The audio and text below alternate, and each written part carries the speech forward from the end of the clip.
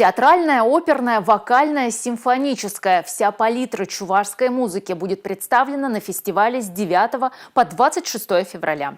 В этом году мероприятие расширяет свои границы и меняет традиционный формат. О программе и нововведениях на фестивале чувашской музыки в нашем репортаже.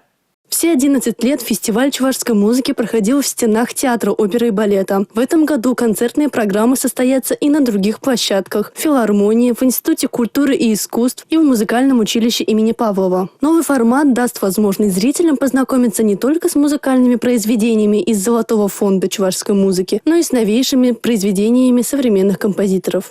Также будут уникальная программа – это чувашские композиторы детям, в которой мы хотим задействовать наше молодое поколение, наших юных музыкантов, которые на одной сцене с профессионалами вместе с симфоническим оркестром сыграют музыку чувашских композиторов. Театр оперы и балета представит зрителям оперу «Нарспи» и балет «Дорога лебедей». Также состоится творческий вечер памяти народной артистки Чувашии Тамары Чумаковой.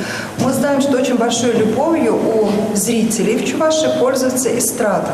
У нас еще одна интересная программа, которая посвящена будет эстрадным исполнителям, художественным руководителем именно этого концерта чувашская эстрада согласилась быть Августа Васильевна Уляндина.